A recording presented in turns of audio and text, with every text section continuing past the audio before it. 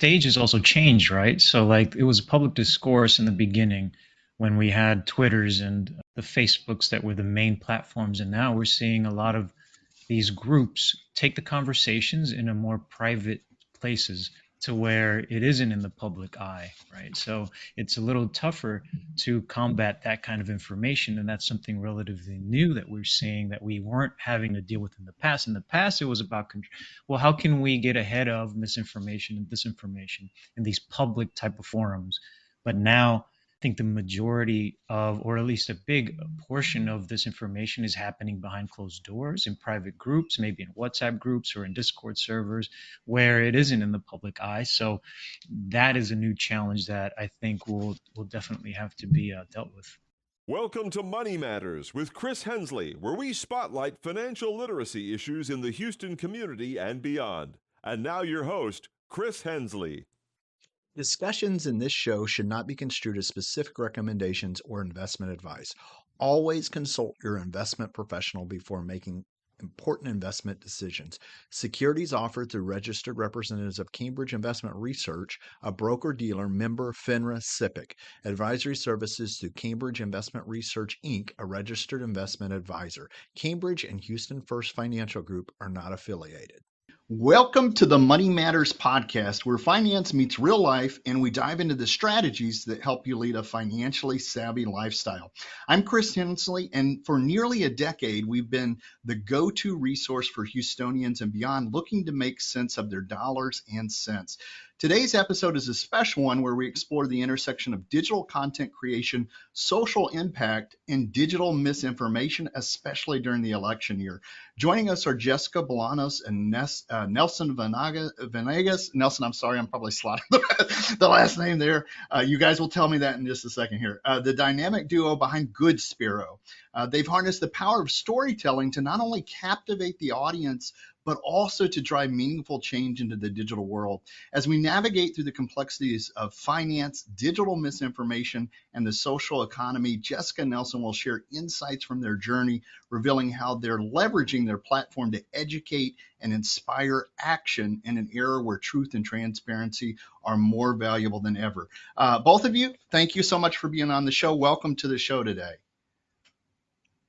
Thank you, Chris. And Jessica and Nelson, now you guys, this is one of the special episodes that I'm having where I'm having alumni guests on there. So you were on my to-do list already. So I was going to reach out to you and contact you, but I follow you guys on LinkedIn, and you posted something very recently about digital misinformation. That I read it. It was very good. If listeners who aren't following you, the stuff that you guys are putting on LinkedIn is really, really good stuff. And so that I thought that would be a good reason for us to revisit. But for listeners who don't know, I looked back at the original episode that you were on, and for some reason it was 10.5. I don't even know what the 0.5 was. That's how that, it was over 10 years ago. And for some reason I put like 10 and a half. So you guys were on one of the first few shows that we had where we were live on KPFT. You came into the studio. And so that's where, and I don't even know if you remember this, but you guys invited me to a crowdsourcing talk as well, where Angela Blanchard was there, and that was my first introduction to Angela, who I also follow on social media and is a fantastic writer. And so I wanted to thank you guys for making that introduction as well. But tell us a little bit about Goodspero and give us kind of an update. What's been going on for the last 10 years here? Yeah, so it's been a long time. You actually caught us right when we were launching Goodspero. So we're just celebrating our 10-year anniversary actually this month. So nice. It's good to be back. And so we've been using tech, whatever the latest tech is. Back then, like you said, it was crowdfunding. But we've always been into what's happening now, like social media wise, digital tools, video. Our superpower is video storytelling, but so we've always been into the latest stuff and not just using it, but teaching others, teaching communities, like the session you attended 10 years ago. I was at Platform Houston when that was around in Rice Village.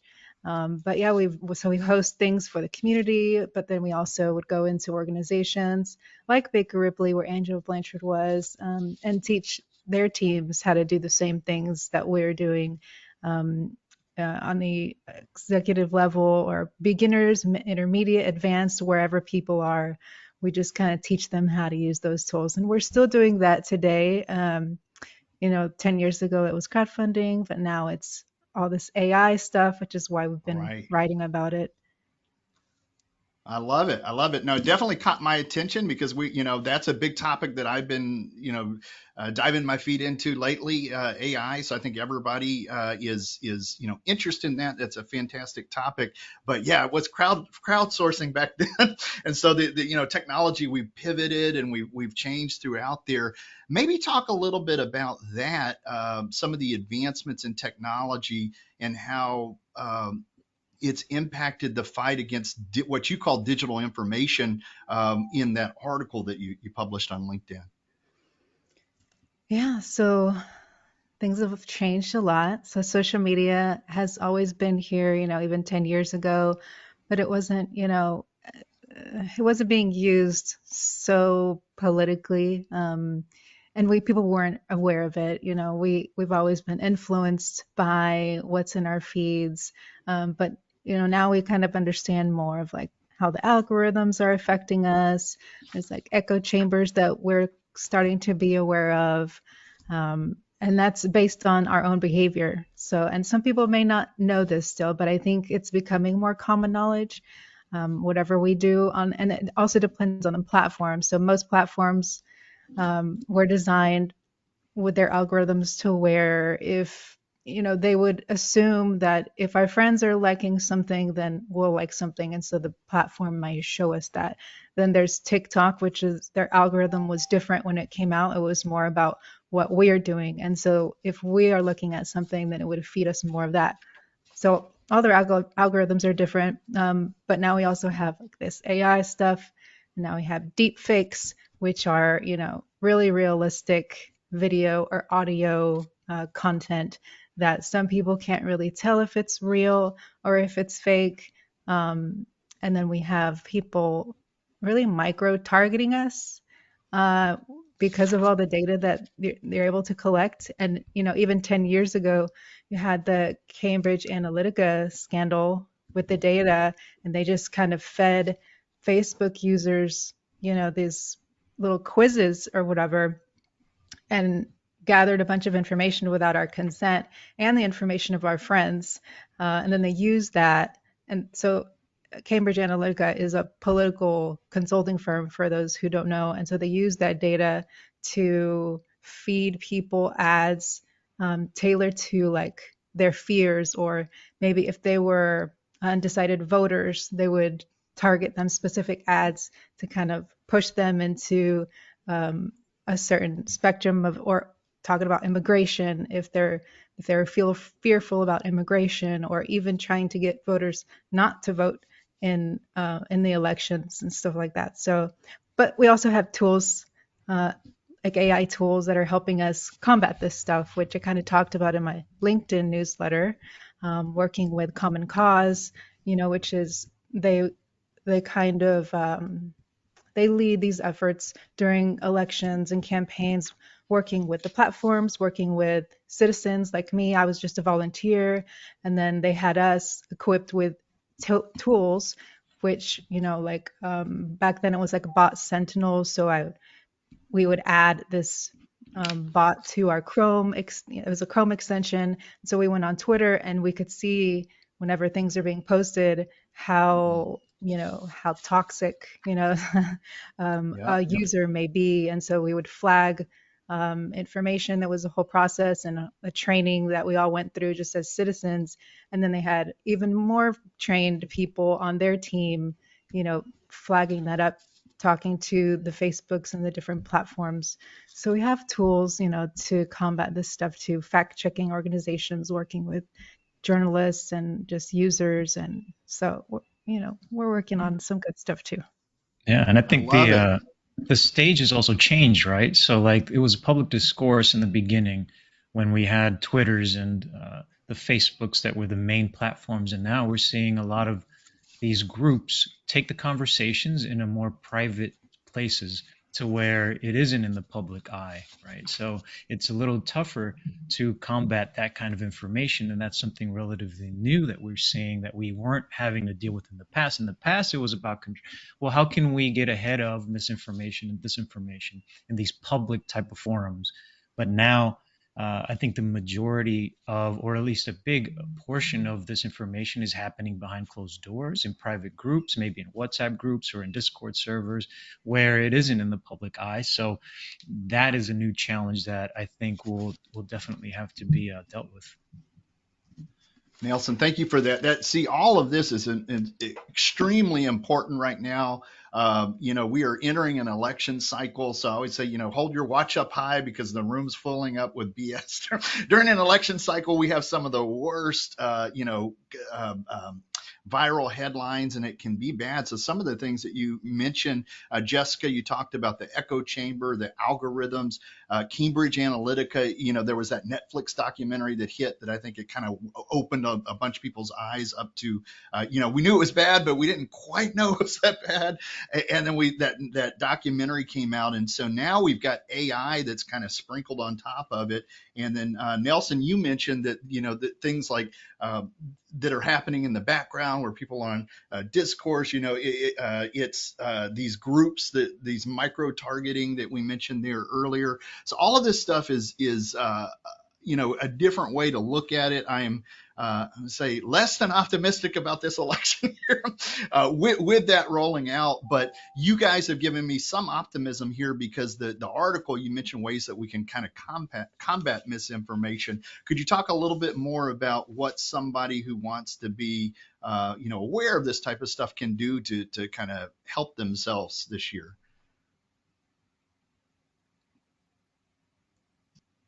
Well, the main thing I think is to get both yourself and your social circle into the habit of fact checking.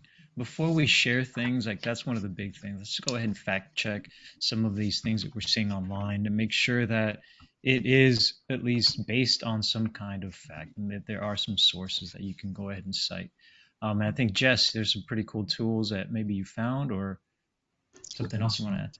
Yeah, there's some of the more known ones like Snopes.com. I don't know if anybody's heard that one, but that's a one where you can go and see, just kind of check. Well, if you go on the website, they kind of present a news article maybe that's gone viral, and then they'll tell you if it's real or if it's fake, maybe provide some sources. There's also factcheck.org. But if you Google any of these fact-checking sites, you can pull up different ones. Most are nonpartisan. I'm sure there are also some that maybe not as credible, but that's another thing you have to kind of be aware of when you're using these sites. Then there's also like educational programming that I think we're seeing more of these days, digital literacy campaigns to teach people how to, look into the sources before you start sharing things. Teaching people to be skeptical of the information that they're seeing if there's not verifiable evidence from what's being presented. There's one, so the University of Cincinnati Library has a pretty good digital literacy guide where they talk about how to evaluate online sources, how to spot fake news. They even talk about AI generated content and the echo chambers that we're talking about, conspiracy theories, all kinds of stuff that you can go and look into. So that's a pretty good guide. But yeah, I think I mentioned Common Cause and organizations like that. So I would definitely encourage people to volunteer for things like that. And, I learned a lot just working as a volunteer with these organizations. So definitely recommend looking into orgs like that, working to combat this stuff. I love it. The tools that for people who haven't heard of these before, Snopes.com, factcheck.org, and we kind of smile because we're like, well, and then you have to fact check the fact checkers, right? Because you have to make sure that they're reliable sources as well. But you mentioned things like, educational programs rolling out, digital literacy. I know when I started, we're thinking 10 years back, there was the idea, the age group that I work with, 55 and up, that, oh, they're not going to be digitally literate, right? And what we found is that during the pandemic, in the last, couple of years here, people who were not digitally literate were kind of forced to do it. Everything was being pointed online. And so, surprise, we've got more and more people that are online now. So, even generational, there's bigger buckets of generations there. You mentioned the University of Cincinnati, the digital library there. That's a great resource as well. So I want to pivot. We're about halfway through. We're about 15 minutes through. So I want to pivot and talk a little bit about more really just catching up with you guys. So I skipped the bio section altogether, but Nelson, we could do a whole show just on A-Leaf. When I was looking, I realized that you were born in A-Leaf. I went to Hastings. I know for our international listeners that may not know and may not mean anything, but Houstonians here, we know. So Nelson, catch us up, in the last 10 years. Tell us a little bit about maybe some of the success stories that you guys have had working with clients with what you do with Goodspero. Yeah, so one of the big ones that we always talk about, our business, our agency was started out of the Wolf Center, and it's a program inside the University of Houston. And it was a really formative type of program for us. I mean, I see it, and it's often described as like an elevator, right? If you go to Harvard, you're kind of expected to be up on that top floor already. And in the University of Houston, the neat thing is that the Wolf Center is like an elevator. So it brings people from different communities and gives them access to that top floor. It takes them up to the very top to be able to play in that arena. So coming out of that, we were like, how can we still be involved with the Wolf Center? How can we be a part of this really important thing where a lot of our youth can actually develop their strengths into something that's really fruitful, right? So we decided to see how we can help work with the Wolf Center to design a social media type of program where the students themselves can go ahead and manage the program itself, right? So we didn't want to make a program dependent on us. We wanted to see how can we build capacity, how can we go ahead and teach as much as we can while we also create some content. So like phase one of that year was, well, let's go ahead and test some waters out. Let's bring out and roll out the scaffolding of what this program might look like and get some students involved in phase two, year two. We started to take a little step back, started to let the students lead the effort a little bit more, let them kind of adjust as the program went on to see how this can continue without even us being involved. And then in the third year, we were almost hands off. We were pretty much hands off. We were only meeting with them a couple of times. And it's nice to see them now and their social media channels just blossom because of the way that these students really find ownership in that. And they have their own voice. So the best way that we've always felt stories could be told is by the communities themselves, right? So that to me was like a great example of how we tend to see our relationship with clients. We like to teach, build capacity as we're creating content for them. We're teaching them how to do that, and then that eventually will be able to plug out.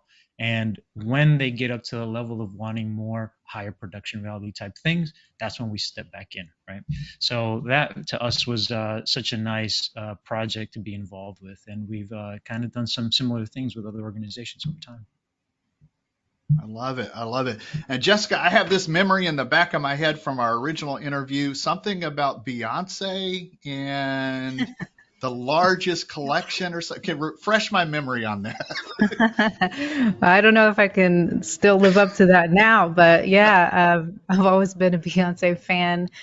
Really more about the business side of it and all of the social impact she does that's not really talked about. Sometimes you'll hear about it, but she's kind of low key about it. So yeah, that was it was an article, I think. It's been a few articles now about it, about my love for Beyonce and stuff. But yeah, it's a good memory. I do remember that. And so let's see, we've got about 10 more minutes here. And tell us a little bit more about kind of the evolution of Goodspero, where you guys are at today, because you shared with us this success story with U of H. And I can tell you, I've talked to somebody recently. Again, this may not, for people outside of Houston, they may not know, but I've run into people from the WOOF program, the business school at U of H, and the difference. When I used to go out in these network meetings and shake hands, I could always tell when it was somebody who's graduated from U of H. They were just a different caliber, right, compared to just everybody else there. But give us a little bit more into how Goodspero's evolved in terms of its mission and the services that it offers today.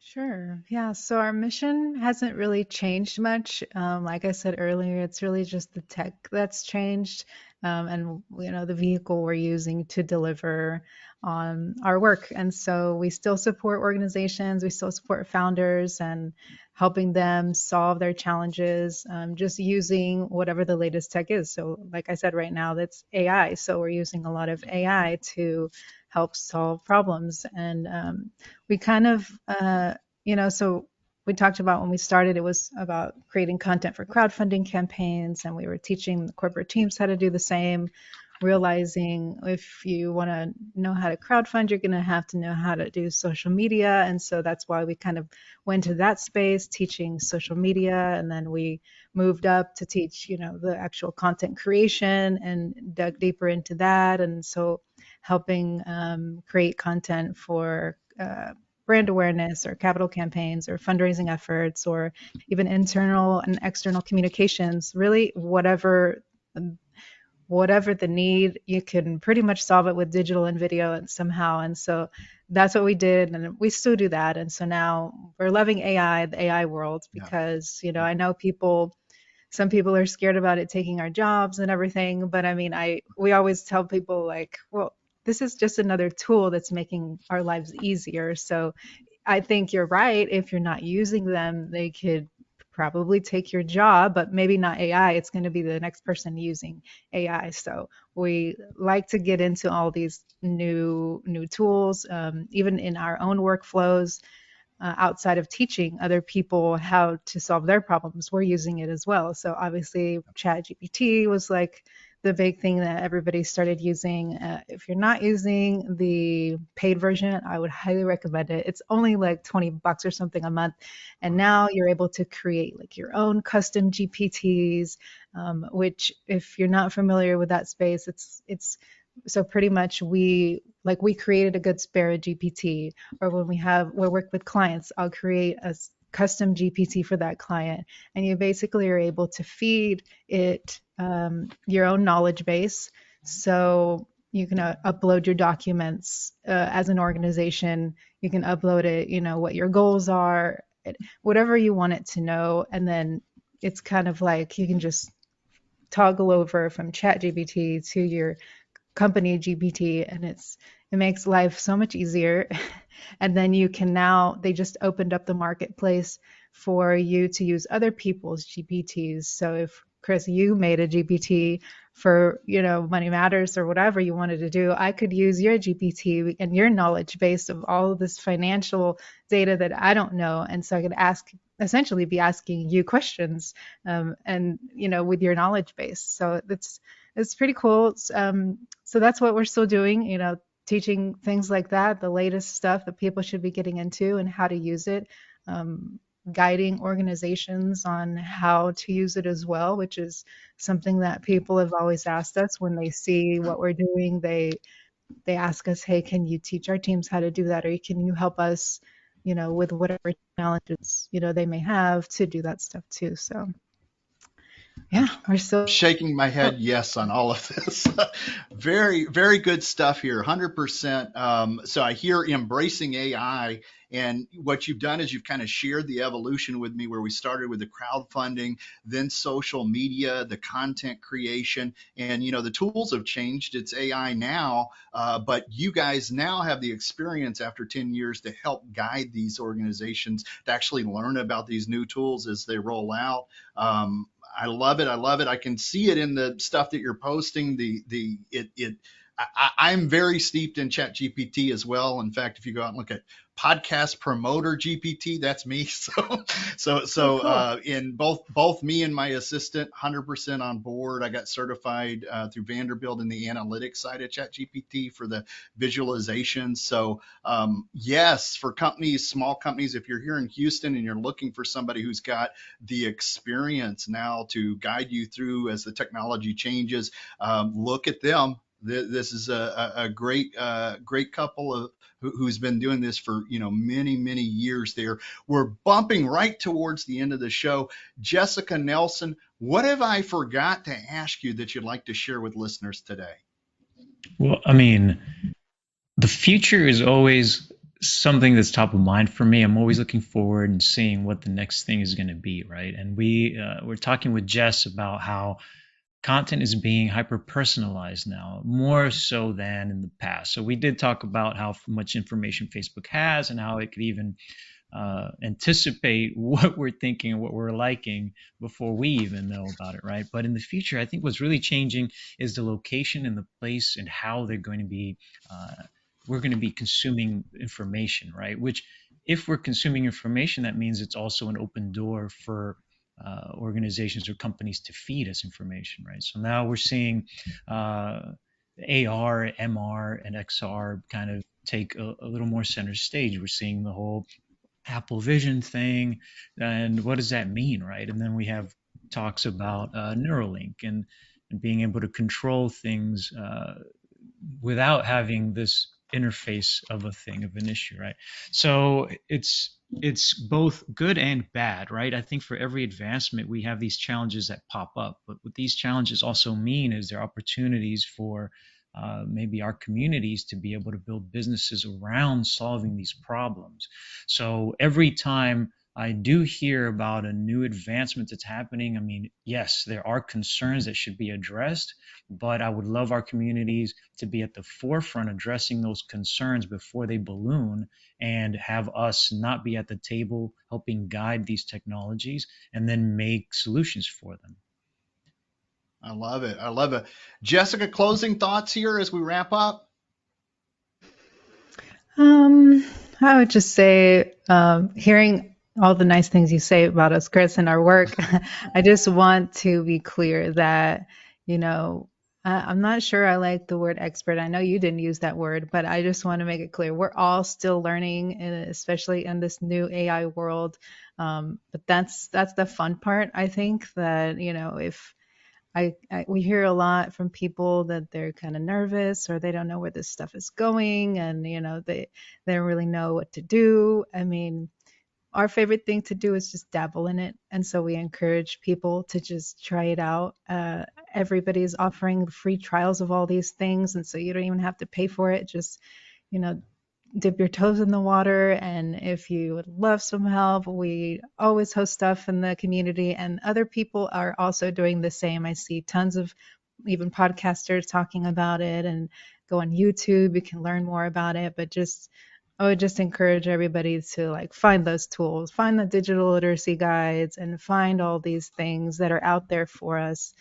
So we're not just bystanders watching all this stuff happen. We should all be helping to create the tools as well, especially kind of Nelson was touching on, diverse communities, because a lot of the stuff that's being created, a lot of these tools, they're kind of skewed just because of the people that are creating this stuff. And so we definitely need more women, we need more Latinos, we need more Black people, we need more everybody to be involved in the creation and advancement of all this technology.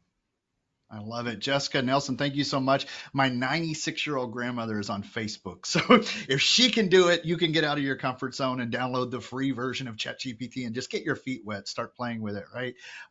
Thank you so much for being on the show. Just a last minute thought for listeners who'd like to find out more about you. What is the best place for them to go? You can visit Goodspero.com, right, Jess? Go ahead. Yep, that's right. I was also going to say we live on social media. Big surprise there. So you can follow us at Goodspero, which is Goodspero. And then you can follow me on all platforms at Fancy Capitalist, and Nelson at Nelson Vanegas. Love it. I love it. Guys, thank you so much for being on the show. Have a great rest of the day there. Thank you, Chris.